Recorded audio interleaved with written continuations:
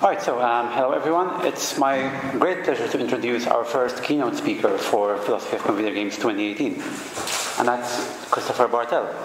So Christopher is a professor of philosophy at Appalachian State University, where he teaches primarily on aesthetics, a number of topics, philosophy of art, popular culture, music.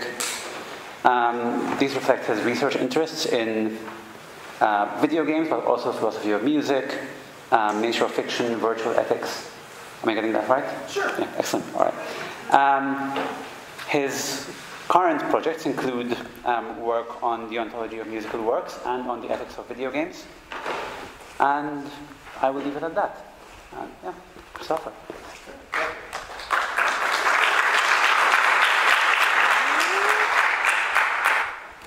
Cool. Hi, thank you so much for inviting me. I'm so thrilled to be here, and thank you very much to the program committee for putting together what looks like a really interesting program. I hope that I'm going to talk for about 45 minutes. I doubt that. It's probably going to go slightly longer because I really want to get to comments and questions. Part of what I'm doing here is part of a much broader project, and I really am looking forward to getting feedback from you.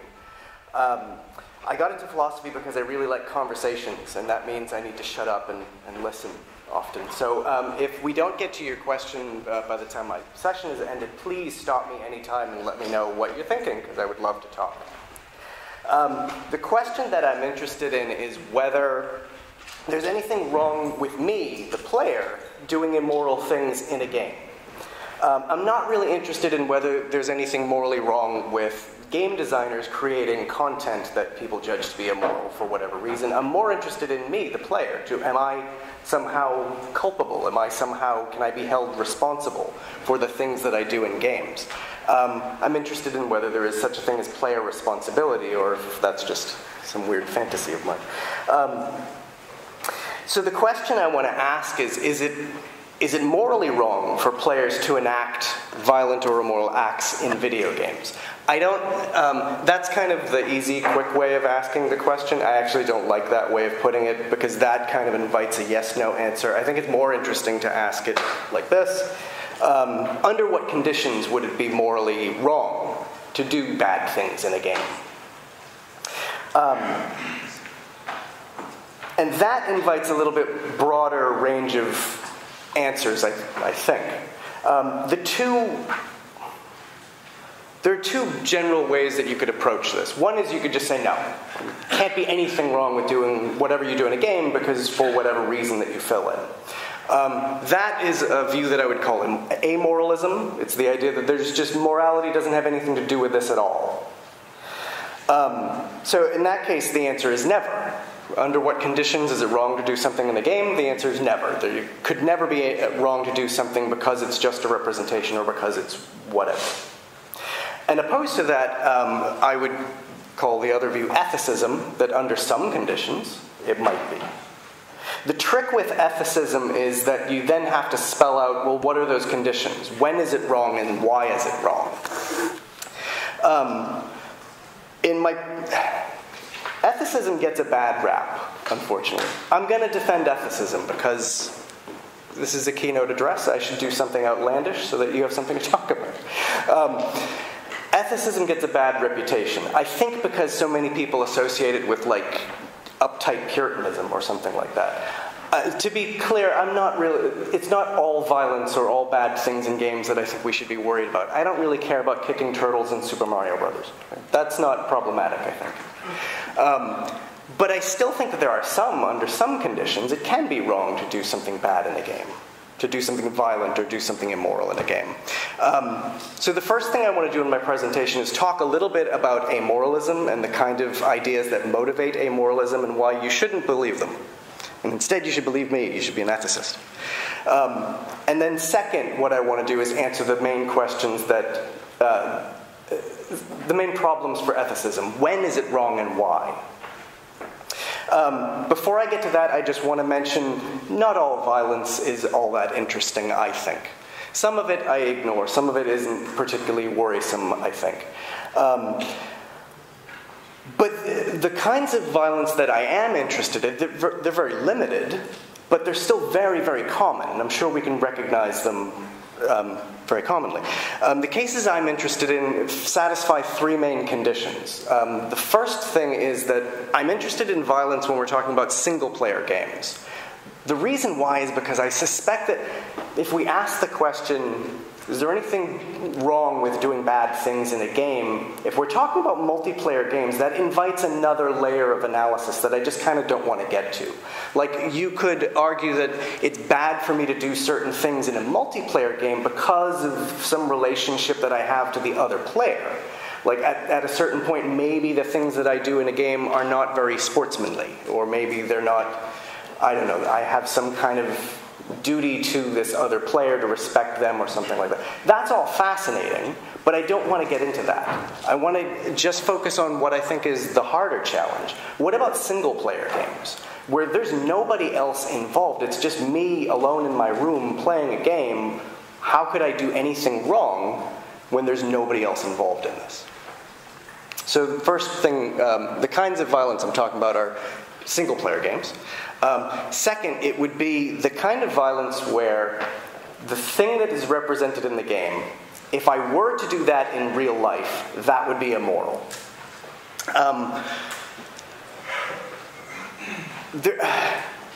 When we think about violence in reality, there are lots of ways that we might rationalize some violence. Like, think of self-defense. If you think that an act of violence in self-defense is okay, morally speaking, then an act of violence in self-defense in a game, I'm going to say that's probably morally speaking in the same ballpark. There are other cases that are more tricky. What do we think about acts of violence in a time of war? It depends on how you think of lots of issues in, like, just war theory, which I'm not going to get into in this. How do we think of acts of violence in a time of war? Are those morally acceptable, or are they morally wrong? I don't know, but the basic point I would mention is that if you're playing a war game, how you think about the violence in a war game is really going to piggyback on how you think of war violence in reality as well. Those, I want to say, yeah?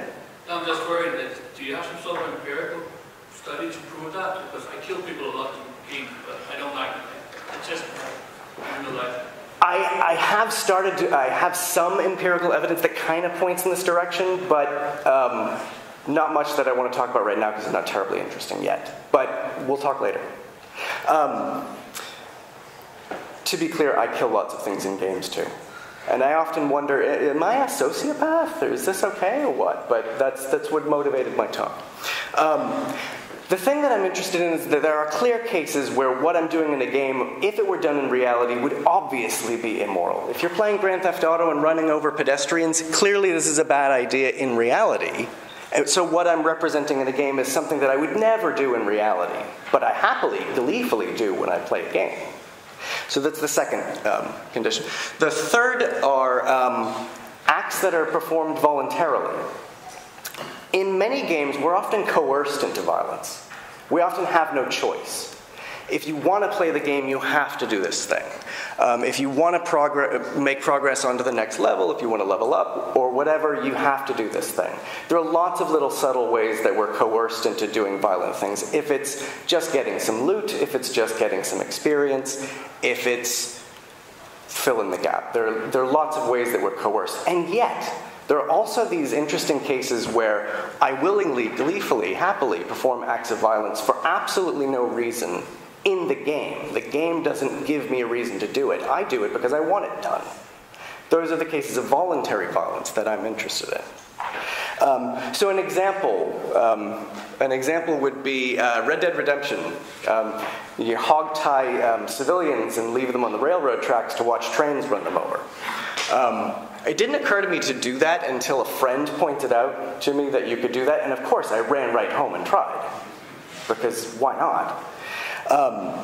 This is the kind of case that I'm interested in. So it's a single-player game, when you're playing it single-player. Single-player game where clearly if this were done in reality, this would be a bad thing, and it's done voluntarily. Now I know that I think there's a trophy that you can unlock when you do this. It's the, like, Dastardly Villain trophy or something like that. So Does that give you an in-game reason to perform the act of violence? Kinda, yeah. Sure, it gives you an in-game reason to do it once, but not twice. Why would I do this again and again? After I've unlocked the trophy, I don't need to do it again. So why would I do it 3, 4, 800 times? Beyond the first time, then it becomes voluntary, I think. So these are the kind of cases that I think are really fascinating. What I wonder about is what motivates violence. What is it that motivates us to do these violent things in games? There might be any slew of reasons why. Some of those reasons might be totally innocent, some of them might be kind of childish, and some of them might be just actually weird. So for instance, if your motivation for doing something like tying civilians to the train tracks in Red Dead Redemption is just curiosity, sure, go for it. See if the game does that, why not? If what you're interested in is exploration, you're just trying to see what affordances the game allows you to do, great. If what you're interested in is enjoying a full aesthetic experience of the game, including all of the good and all of the bad things that it allows you to do, and all of the things that you can experience in it, sure, why not? Another motivation might be because you're trying to gross out your friends. That's kind of childishly puerile, but whatever, go for it anyways. The last case that I think is interesting, and the thing that I want to focus on, is I suspect that there's another motivation as well, which is actually just pure malice. These are cases where I am playing a single-player game, I do something in the game that would be immoral in real life, I do it voluntarily, and the thing that motivates me to do it is just that I want to see it done. Just that I like that. Those are the cases that I think are really fascinating. Is there anything morally wrong here? And that leads me to ask the question, is it morally wrong for the player to perform acts of virtual malice in a game? So what I want to do is defend the ethicist answer, that actually sometimes, yes, malice in a game is problematic. But before I defend ethicism, I want to set aside amoralism. So don't be an amoralist. There are many different kinds of amoralism. Different theorists within these debates will defend different versions of amoralism. They tend to have one common thing. They tend to have one thought in common, which is the idea that video games are separate from reality in some sense or other, and therefore real-world morality should have nothing to do with what we do in games. That's the common idea, but then it divides up into different kind of explanations. So why is it that games are separate from reality? Looking through a lot of the literature, I can see at least two main strains of thought. One is that games are separate from reality, and therefore real-world morality has nothing to do with what we do in games, because they're essentially games. And then there's another group that will argue video games are separate from reality and what we do in games, because they're essentially works of fiction. Both of these are versions of amoralism, that games are separate from reality because they're games or because they're fiction, and therefore morality has nothing to do with what we do in games. I call each of these the ludic argument and the fiction argument. I have to apologize, by the way, to the game studies group of people. I know that the word ludic gets used to do a lot of things. I'm going to ask you to let it do one more thing. Let it refer to this argument as well. So the ludic argument is that real-world morality has nothing to do with games because games are tacitly, they suspend the normal rules of morality. And the fiction argument is real-world morality has nothing to do with what we do in games because video games are works of fiction which are categorically just imaginary. These are the two main versions of amoralism that I want to talk about. There's a third kind of amoralism that I'm not going to mention at all. It's, I don't know what you want to call it. You can call it just straightforward nihilism, or you can call it universal moralism. Universal amoralism. The idea that absolutely nothing is ever of any moral value, even in reality. Those people, I have nothing to say to them. Like, if I have to explain to you why genocide is actually bad, there's so much stuff we have to talk about that we shouldn't even talk about games yet. So I'm not going to deal with universal morality. I'll just talk about these two versions. So the first one, ludic amoralism, or the ludic argument for amoralism. The amoralist might insist that the actions that we perform in video games are utterly free from any moral criticism simply because they're essentially games. The basic argument for this is that games are just by their nature activities in which players willingly set aside certain moral considerations just by like an unspoken social agreement to compete against each other. This is the boxing problem, right? The boxing problem is why do people get into a boxing ring and pummel each other almost to death? Is that okay? And many people within philosophy of sport will argue for a kind of social contract theory of, yes, it's okay for these two people to get in a boxing ring and pummel each other almost to death because they've tacitly agreed to do so. It's just by some social convention that they've made this agreement, and we set aside our normal moral constraints. Partially this idea turns on what we think of as games, how we define games. Now luckily this is a game studies conference, so I don't have to go into a lot of detail of how we define games. You know the lyrics to that song, we can all sing along. Right? All I do need to point out is, so there are lots of different theories of games where they have this one feature, lots of different theories of games, not all of them have this one feature, but there's many theories of games that have this one feature that I want to draw your attention to. It's the idea that there's this social aspect of gaming conventions. That it's only possible to play a game when players willingly assent to play the game, where they willingly accept the rules of the game and whatever actions come out as a consequence of following those rules. It's a social convention, something like a magic circle, but we don't have to go as far as a magic circle. I'm skeptical of that idea also. All we need to do is point out one way that an amoralist can appeal to social conventions to defend their amoralism because of this separation from reality. So the argument for this sort of amoralism would go like this. It would go, when players assent to play a game, they set aside standard moral obligations. So games might require players to do things that would be morally wrong to do in reality, but it's not morally wrong to carry out these actions in the game because we've agreed to do so. This is because the rules of the game stipulate which actions are legitimate and which actions are therefore free of their usual moral value. So we shouldn't judge a player's actions based on a moral set of conditions that's actually outside of the conditions of the game. We shouldn't judge the player's actions. We should always judge the player's actions from the perspective of the rules of the game, not from a set of rules that are outside of the game. So using this, the amoralist could argue that it's just categorically a mistake to ever bring in real-world morality to what people do in games. In this case, the critic is guilty of failing to recognize the separateness of games.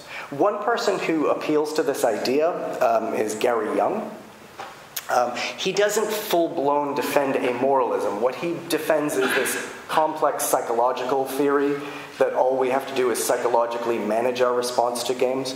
But what he does early in his book is he tries to brush aside all philosophical accounts of of ethics by appealing to this amoralist idea. So he's at this point in his book, he's talking about a game called Sociolatron, which I have to admit I've never played, but it sounds real icky.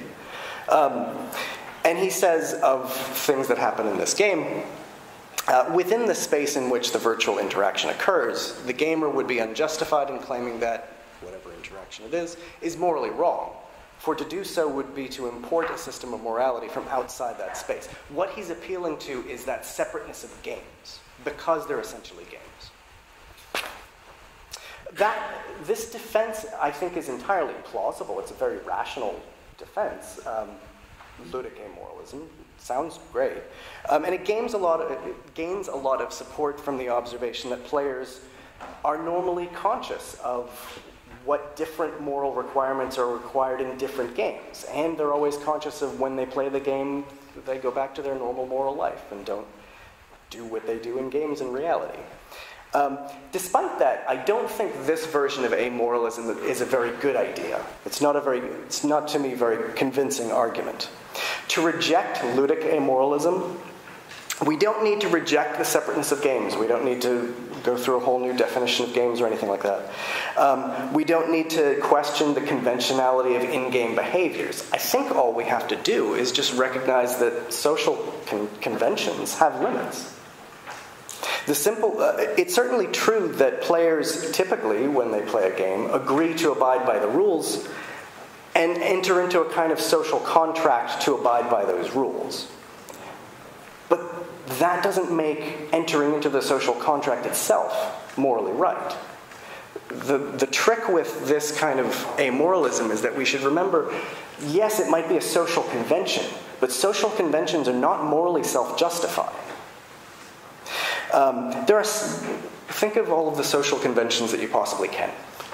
There are many social conventions that are perfectly sweet and lovely things. Why do we say hello to friends that we see when they enter a room? Because it's nice to acknowledge people.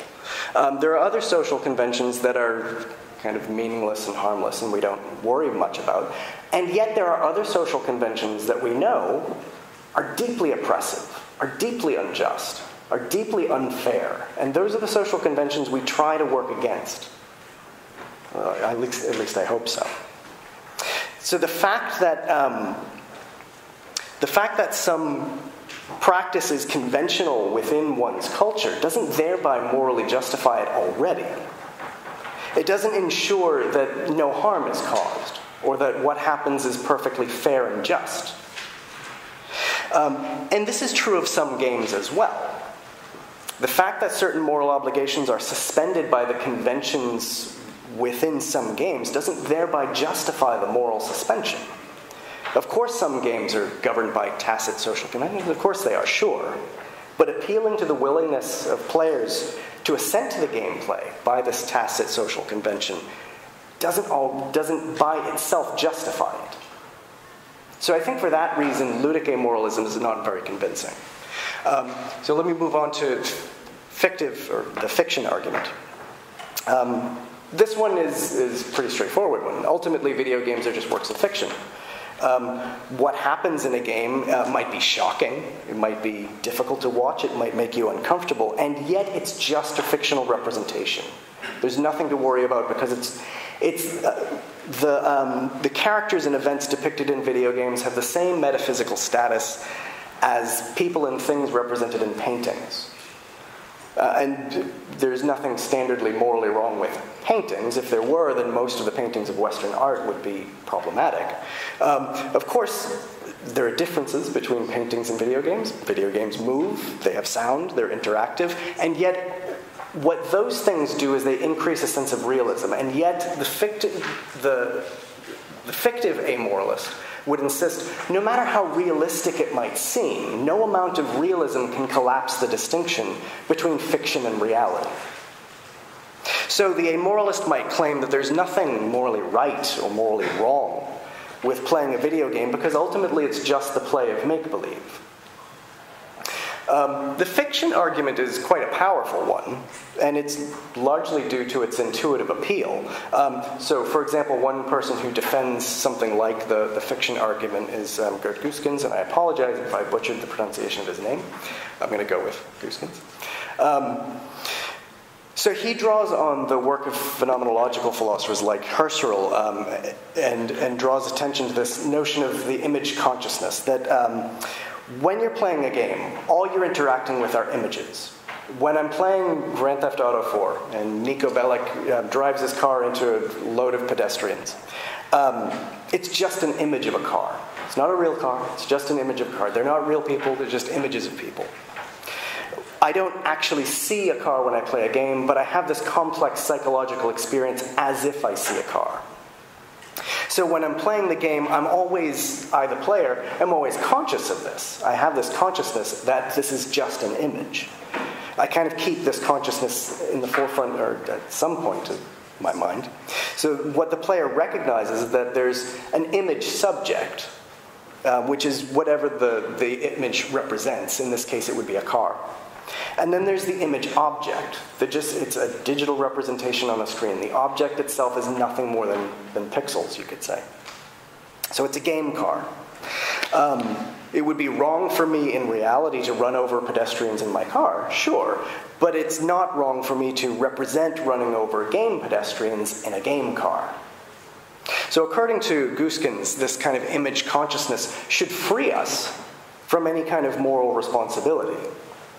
He claims it neutralizes the moral impact of our fictional actions. So there's no sense in which a mere image, according to Gooskens, could be right or wrong. Despite this, Gooskens also claims that we can criticize what a player does in a game, but in a very weakened sense of criticize. We could say that the player does something in the game that makes me feel uncomfortable, but your discomfort is not a moral judgment. And Gooskens thinks that this happens when when we suspect that the player themselves has collapsed the distinction between fiction and reality. And at that point, then we can worry that what you're doing makes me uncomfortable. But we still can't say that it's morally wrong, because clearly we're still acting on images. So the fiction argument. To reject the fiction argument, we don't need to deny the fictionality of game worlds. We don't need to deny that what they represent is just an image, or they just represent through images. We don't need to deny that what happens is merely a representation. All we need to do to reject the fiction argument is recognize that actually sometimes there are weird little moral duties that arise, even in the case of image subjects. Even in the case of an image subject. I think the way that we do this is by recognizing that when I act on an image subject, I have my reasons, I have my motivations, and my reasons and motivations can be, not always, but can be open to moral criticism. They can be open to moral scrutiny.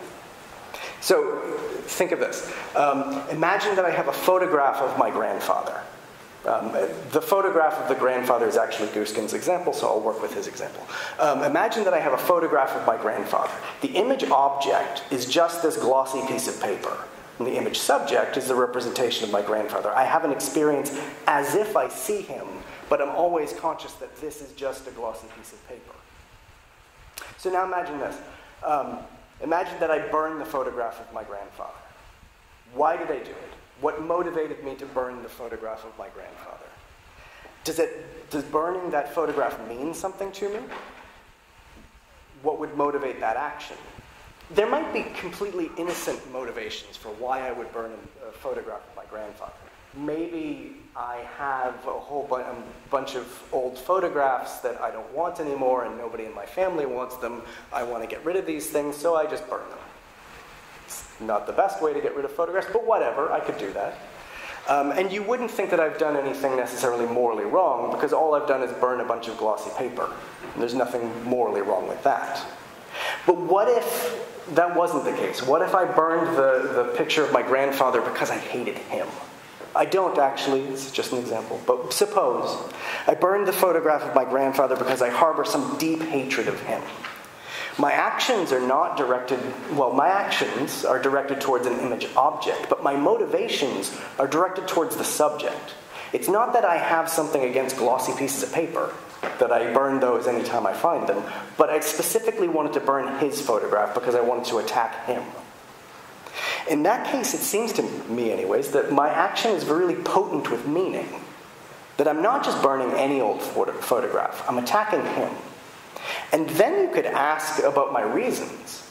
And those reasons could be open to moral scrutiny. Do I have good reasons for harboring this deep hatred of my grandfather? Was he a jerk? Or is my animosity really vindictive and unjustified? Or think of other examples. Imagine, burning a photograph of Nelson Mandela, or burning a painting of Christ, or burning an effigy of a of a politician that you hate. We don't do these things, think of burning an effigy of a politician. We don't do these things because we hate paper mache. We do these things because we want to attack that person, at least symbolically. The reasons for burning these inanimate objects are directed towards the image subject, and it seems to me that my reasons for doing this say something about my values. They say something about my motives. Those objects and my actions towards them take on some kind of symbolic meaning. I don't mean to say that all photographs have this symbolic meaning, or that all of my actions towards photographs have a symbolic meaning. No, I'm not making any universal claim, but I am saying sometimes they do. Sometimes it matters to me how I behave towards this object because of what it represents. So imagine that a person maliciously burns a photograph of Nelson Mandela. Right? We might justifiably suspect that person of racism, and suppose that we were right. Suppose that actually this person really is racist and burns the photograph of Nelson Mandela for that reason. What would Gooskin's account allow us to say? If the only thing his account would allow us to say is, gosh, that makes me feel uncomfortable, well, that's not saying much. I think we can say more, and I think we should. If you still have your doubts, if you're still thinking, oh, come on, Chris, they're just pictures, relax. Okay, try this experiment at home. Take a photograph of somebody that you love and stab the eyes out. Then leave that photograph in a place where your loved one will find it. When your loved one finds it and freaks out, give them a lecture about image consciousness. See how that goes. Let me know the results. Good luck. Yeah? We talked about, in the case of the image, you have an image of a real person. Where in games, most of the time, you have a fictional person. So, and as I see it, most of your arguments towards the moral problem is that you have this real person that you do something to, or an image of a real person you do something to that's immoral. But if it's a fictional person, don't you need to destroy the barrier of fiction and see the fictional person as a real person for it to be amoral? Okay, let me modify my example slightly. Imagine that I don't have a photograph of my grandfather, but suppose I have a painting of him. In a way, paintings are still fictional, right? The fact that it represents my grandfather has more to do with a certain intentional act of the painter than it has to do with the mechanical way that the photograph works. What I mean is, if you have a picture of a randomly generated person. Okay, so a completely fictional person. Like a pedestrian in Grand Theft Auto. Yep. If you rip the painting or burn the painting of this random person, you would have to bring down the barrier of fiction and see this person as a real person for this act to be immoral. Sure. Okay. So in that kind of case, I think what matters is how what matters in that case is for the person who's attacking or who's burning the picture. How do they conceive of what they're doing? And ultimately, that's going to be my answer for all of these cases, is that it really is a question about this individual psychology. How do you conceive of what you're doing? Imagine this case. Imagine that, I'll make a really weird case. Imagine that you visit my house one day, right? And you walk into my living room and find that in my living room I have a whole bunch of paintings and all of the paintings are really gruesome scenes of people with red hair being tortured. Now, they're all fictional people. They're not real people. But you might think, this guy is weird. You might think, this guy has a problem with people with red hair. Well, you might. Sorry, what? You might think that. You might think that. You might. And I think you might be even justified. I think what matters is what is it motivating this person to do that. So even in that kind of case, I think in the weird case I just constructed, I think it satisfies the condition that you're after, that we're still talking about entirely fictional people. Does that sound close? Okay. Cool. Let me continue. So the fictive, both versions of amoralism, whether we're talking about ludic amoralism or whether we're talking about fictional amoralism, I think both of them are problematic because neither one is able to distinguish the malicious actions of a gamer from the non-malicious actions. And I think conceptually we should have the ability to do that, to distinguish the malicious gamer from the non-malicious gamer. The fact that neither version of amoralism allows us to, I think, is problematic. So what I've done up to this point is criticized amoralism, but I haven't given you a reason to accept ethicism. I haven't given you... so there might be some problems with amoralism. You might think that's just good grounds for amoralists to dig in and try harder to come up with a better defense of amoralism. Yeah, sure. If you want to do that, go right ahead. What I want to do is defend the ethicist theory. So the way that I'm going to defend ethicism is I want to tell you a little story about how games can be used as a fantasy. And that fantasies can, not necessarily must, but can be a way to kind of play with your own desires. And by cultivating an immoral desire in a fantasy, we're doing something wrong. That's going to be my argument. So my argument in brief goes like this. There are 3 premises and 3 conclusions that I draw from them. I'll go through each of my points and try to explain why I would think such a thing. I think that premise 1 is the most controversial one. If I can get you on board with premise 1, then we're good to go. I suspect that premise 3 might be also a little bit controversial, but we'll see how it goes when we get there. So the first premise, some desires are immoral to possess, even when you don't act on them. Think about holding an immoral belief. Imagine a person who holds deeply racist beliefs, but this person never acts on them. For, I don't know why, what reason they would not act on them. Maybe they live in such a homogenous society that they never have the opportunity. I don't know. But imagine a person who holds racist beliefs but never acts on them. On the one hand, you might say, well, good for you for not acting on those beliefs.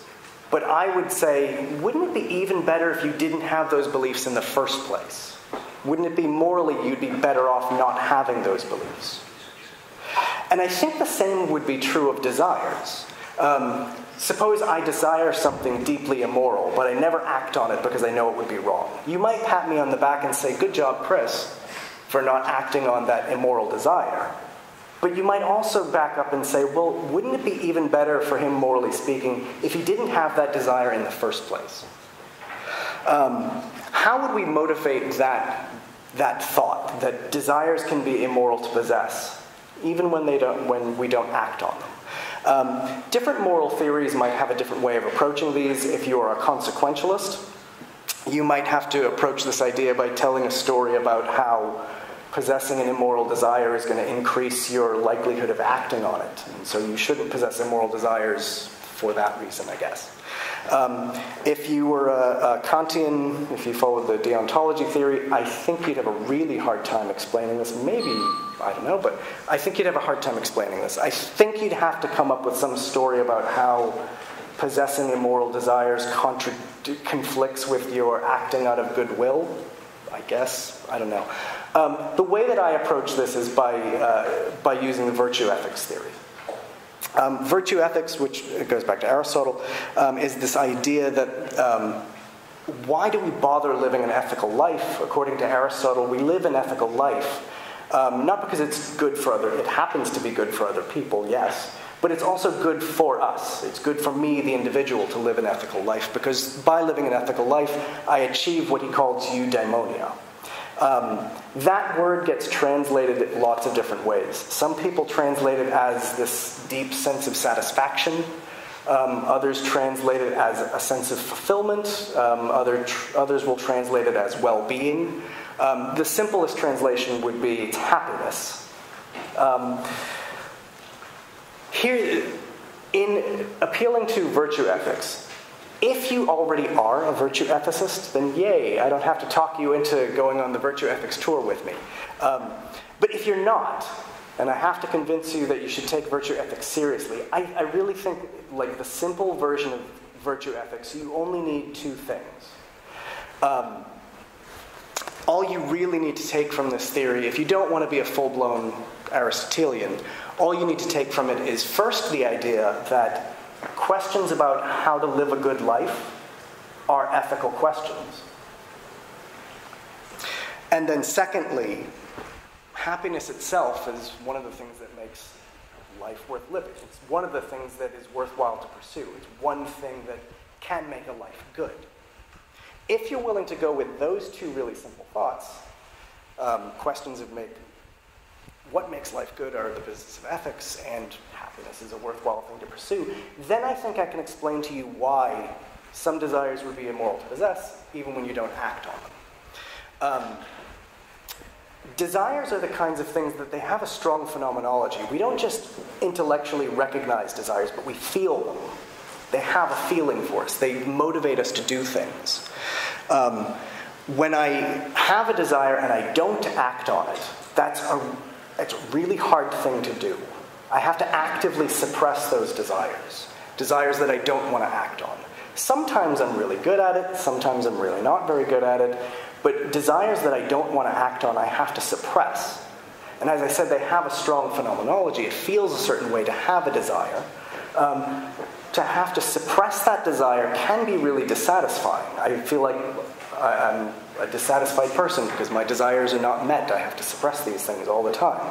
And the simple point to acknowledge would be a dissatisfied person is simply not a happy one. So I think for that reason,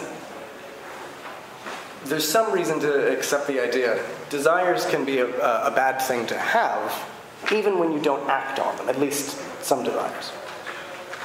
If you're willing to go with me on that, then I'll go to premise 2. Desires can be cultivated. This is something that, think about your taste in art, or your taste in alcohol, or your taste in food. You can cultivate a desire for something. If you want to enjoy whiskey better, you can cultivate that desire. You have to work at it. You have to practice at it. It's something that you can build up to. It's not that you just are born with desires, but that you actually work on them. You can actually affect them. You can amplify some, you can suppress others. Some desires, just like aesthetic preferences or just like tastes, can be cultivated. They can be reinforced and refined by seeking out that content, by seeking out whatever it is that you desire. And by doing that, we don't... The obvious example would be think of pornography, right? You discover something about your actual real-world sexuality by pornography. Even if you're using drawings, which would be fictional. In that case, you're really discovering something about your real desires by using this fictional representation. And it doesn't matter. You can refine, cultivate your desires, not just in reality, but in fantasies as well. We often turn to fantasies when we can't get what we want in reality. That's what porn is for.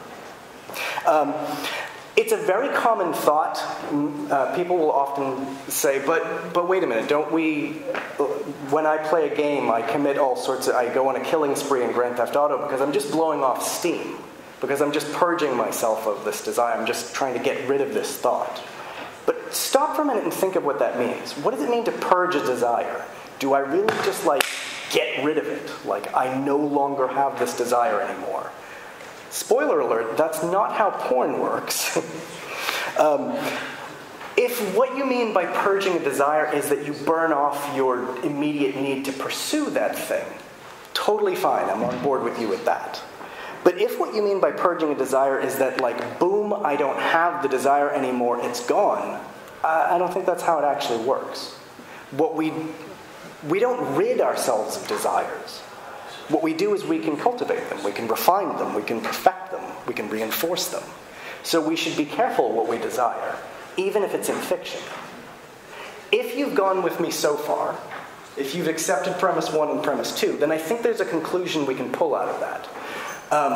If you accept premise 1, that it's morally wrong to desire certain things, and you accept premise 2, desires can be cultivated, I think a conclusion you can pull out of that is, well, it would be morally wrong for me to cultivate an immoral desire.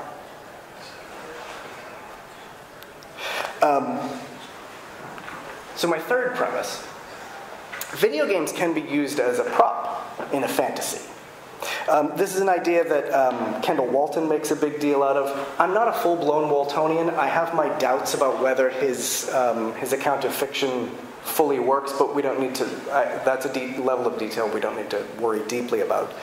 The important thing for Walton is that we engage with fictions as props in a game of make-believe, that when I watch a movie, I'm supposed to make believe that what I'm seeing is a report of what actually happens in this fictional world. Or when I'm reading a book, I use the book as a prop, where I imagine that what I'm reading is what happens in this fictional world. Sometimes it breaks down. Sometimes it doesn't actually work that way.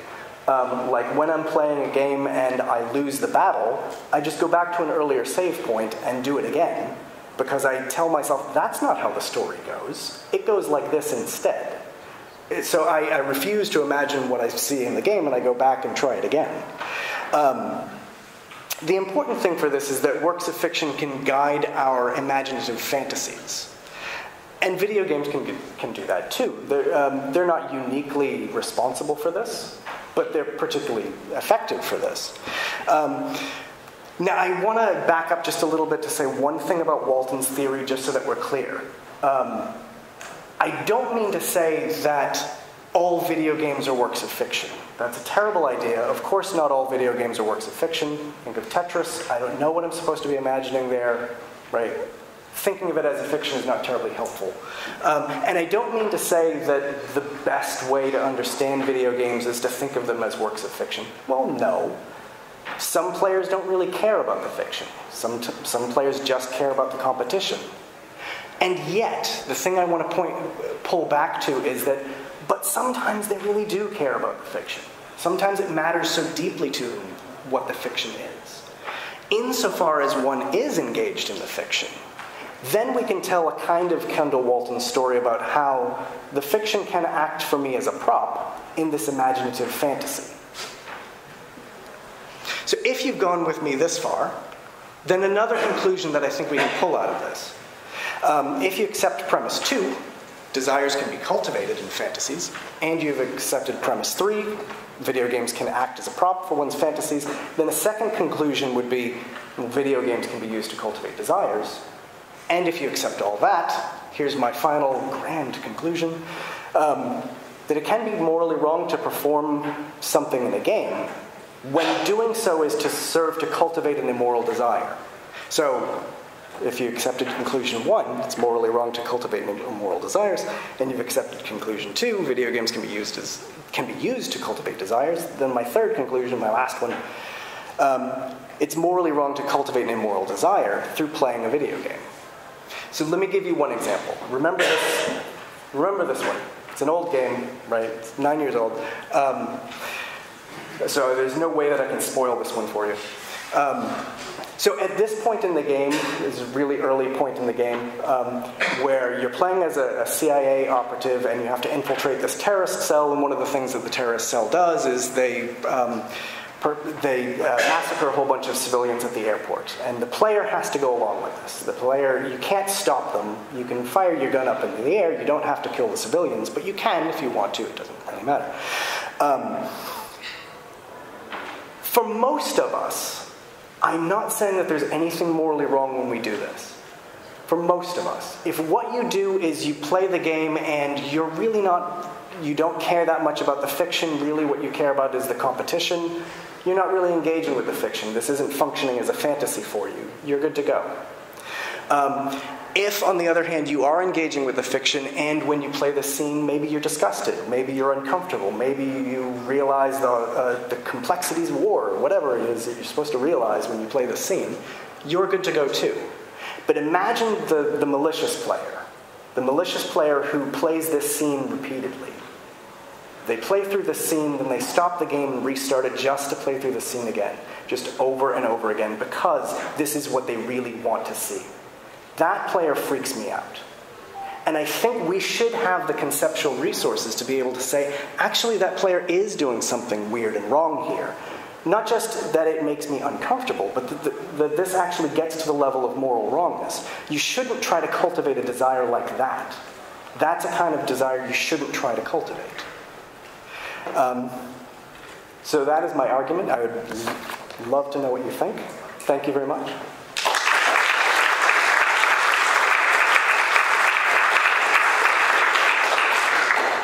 Thank you, Christopher. That's actually right on time, so we have 15 minutes for questions. Is there any? Yeah. Hi. So this is a kind of standard response to virtue ethics, which is that virtue ethics locates the moral fault in the wrong place. If I punch you, the reason that's bad is not that it's bad for my flourishing, it's because punching you is a bad thing to do. Yeah? How do you get around that in this case for video games?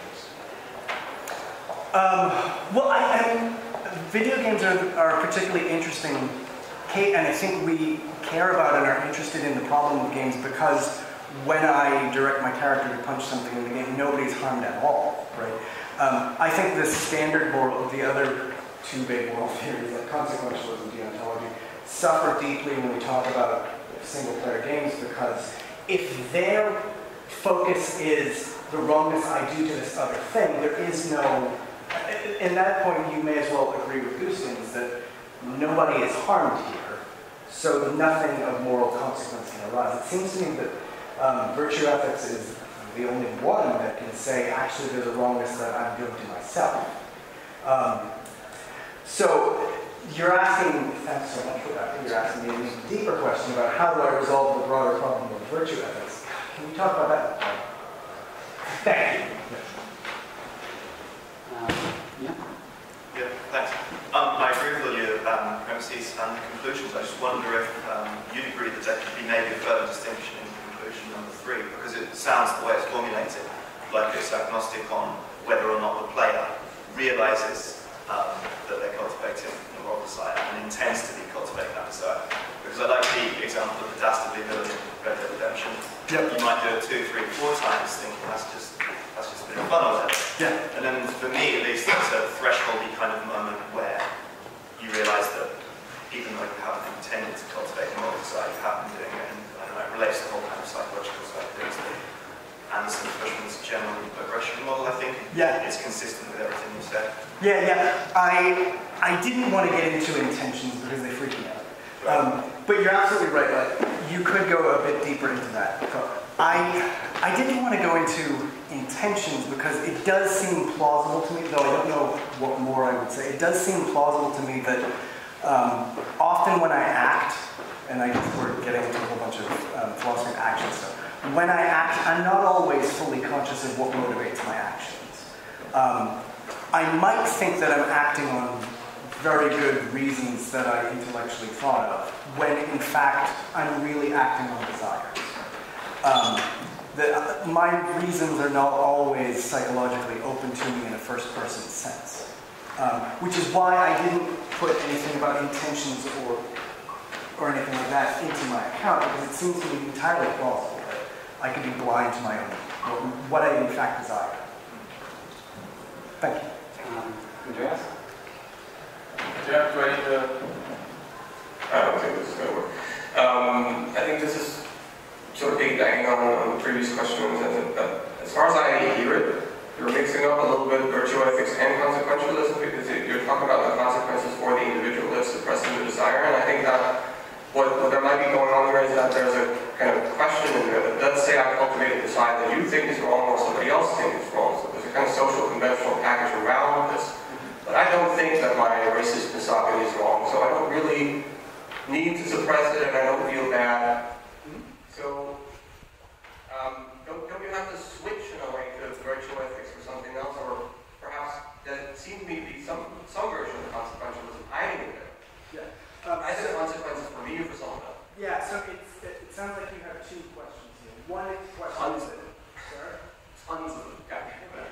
Well, at least two questions would be, isn't virtue ethics a kind of consequentialism? Isn't the version that you presented kind of? Yeah, and that's actually a problem with virtue ethics that lots of philosophers have pointed to. Like, and there are some consequentialists who try to reshape consequentialism into like virtue consequentialism. And I can see that those things go together. The trick, though, is that even if you, and I think Aristotle would say this too, like when we're talking about ethics, clearly consequences happen. It's not like we can get rid of consequences entirely, or any talk of consequences. But for Aristotle, the focus of ethics is not that it's just a matter of consequences. The focus is that it's something about what kind of person do I want to be. That's the focus of life. That's the first part of your question. The second part, I totally forgot. Okay, so the specific example is if I'm cultivating a desire that I don't find immoral, then the whole suppression thing, to some extent, falls apart, right? So what if I'm harboring that desire? I think that's absolutely right. And I think that's a consequence that we have to accept. So imagine the full-blown racist who plays a game like ethnic cleansing. They're totally cool with that. They don't think that they're doing anything wrong because that's a desire that they want to cultivate. Right. In fact, I think the virtue ethicist has to back up and say, the problem here isn't that you're playing games, the problem here is that you're racist. And this is a terrible thing to do. You're never going to cultivate Eudaimonia that way. And you shouldn't for all sorts of reasons. So in that kind of case, I think you're right, that a person who doesn't recognize their own flaws will happily amplify them. Yeah. Flaws? Yes. But I would still insist flaws, yeah.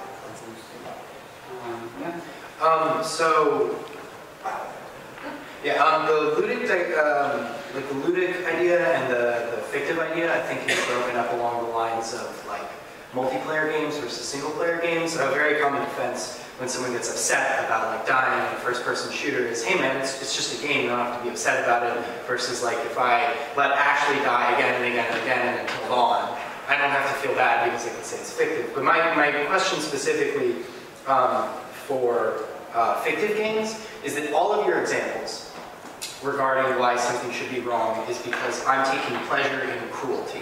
I'm looking to kill, I'm looking to maim, to torture. But what if my specific fiction and my fantasy that I am cultivating is just a fantasy of apathy? It's just that when I play a video game, I don't have to care about all the characters because I know that they're fictive. I don't want to hurt them, but I just don't care if they get hurt.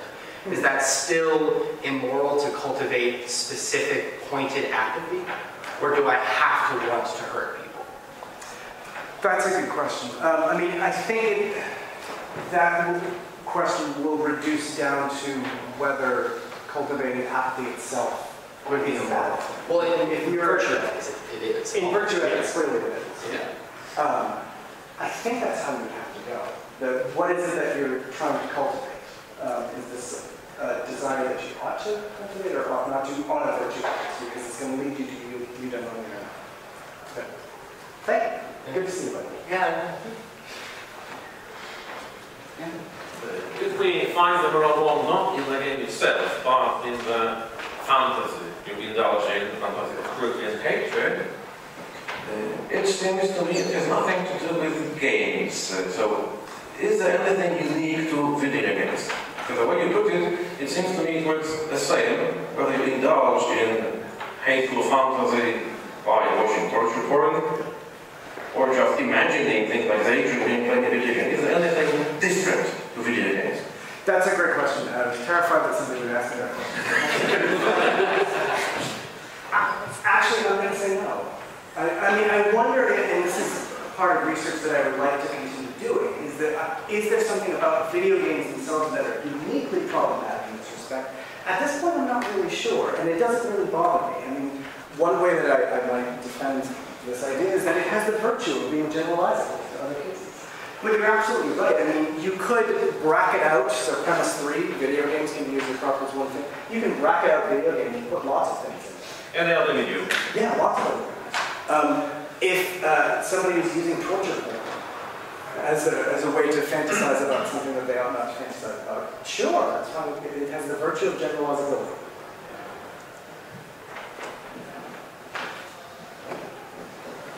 I think it's a very interesting talk. If I understand your argument in a nutshell, basically you're saying if you enjoy doing what we think of as cruel things in video games, that's bad because it is more likely to make you a less happy person. Is that basically your argument? Okay. So that seems like an empirical psychological thing to me. And I mean, basically you're giving a philosophical defense of it, but really at bottom it's not a philosophical. You're making a psychological claim, and you're kind of, I assume, hoping the data comes out to support that, right? Yes. Okay. I mean, I know philosopher. No, I understand. Yeah. Okay, can I ask you a quick follow-up? When you're talking about cultivation, it seems like you're mixing two things to me, because cultivation has two parts. One is an intent that is to forge some psychological association between two things. The second part is, and the part I think you're really focused on is, you think that doing something is going to cause an association that makes you more likely to do immoral acts in the future, right? But I don't know, but the justification about happiness is only linked to the second part, right? So if I play a game that ends up inclining me more towards doing things that will lead to my future unhappiness, it doesn't seem like it matters if I'm cultivating it or I'm an innocent bystander. It's a moral thing for me to play that game because what I'm doing is going to lead to my future unhappiness. Is that consistent with your theory?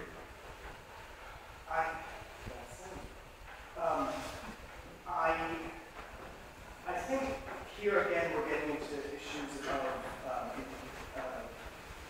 philosophy of action and stuff having to do with intention. And I'm willing to accept that people are not always fully themselves first-person aware of their intentions or what they are even doing to themselves.